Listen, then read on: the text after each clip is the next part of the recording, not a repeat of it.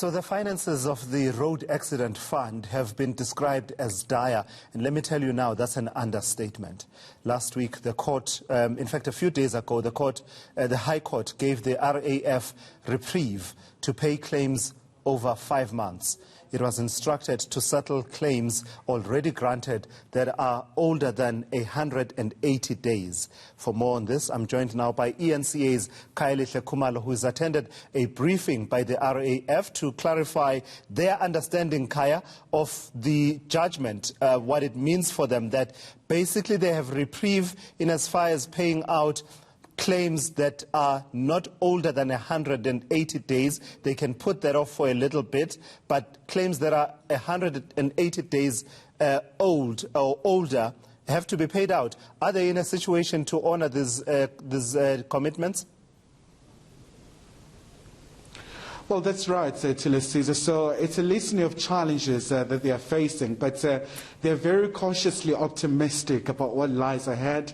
But they do go as far as indicating that the financial challenges date back to the 40-year period, and it's one of the priorities for the new board, for the new management, to make sure that in terms of how they get back into the good financial standing. But also they go as far as saying that, you know, the issue around the deficit of 300 billion rand, as it were, it's one of the issues of concern for them. So they're looking at ways to decrease that. But joining us now is the Group CEO of Road Accident Fund, Mr. Letsoalo. So, sir, thank you so much indeed. I think just to clear the air, the issue around the financial implosion has been a talking point. Are you facing a financial implosion?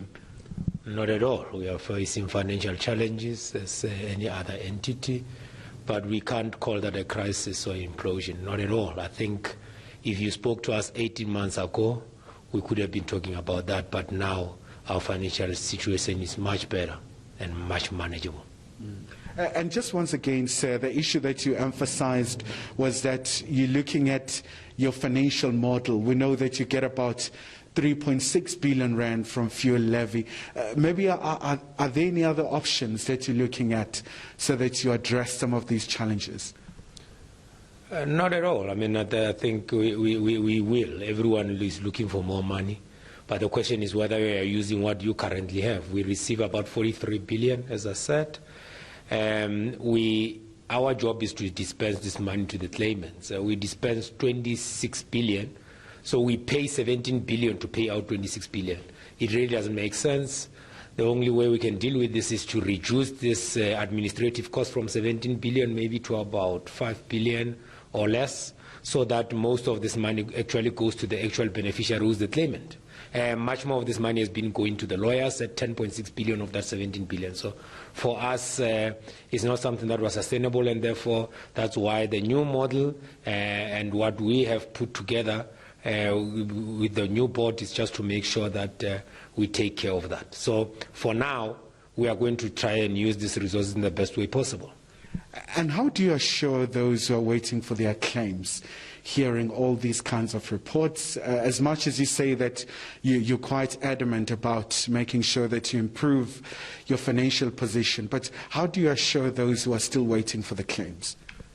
I'm here to see over the 40 years that RAF has had its own challenges, maybe even starting in 1996 when the RAF Act was put into place. I'm here to find someone who will claim that RAF has not paid them up to today. So people will still receive their money. The issue is that we just have got to take time to pay them, simply because the financial position from a liquidity perspective has not been good.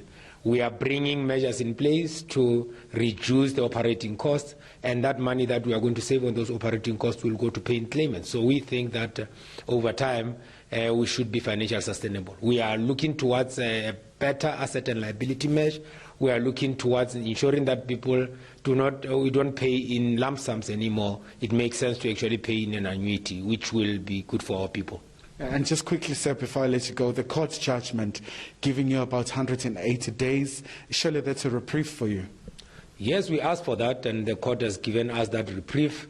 We are going to use that to ensure that we bring order into the affairs and the financial affairs of RAF in a way that will pay the oldest claimant first. So that should allow our people to know predictably when they're going to be paid.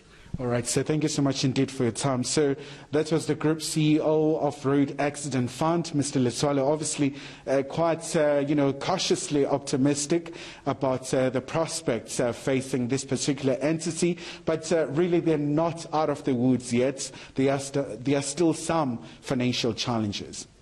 All right, thank you for that update there. That's eNCA's Khayelihle Khumalo updating us on the situation with the Road Accident Fund.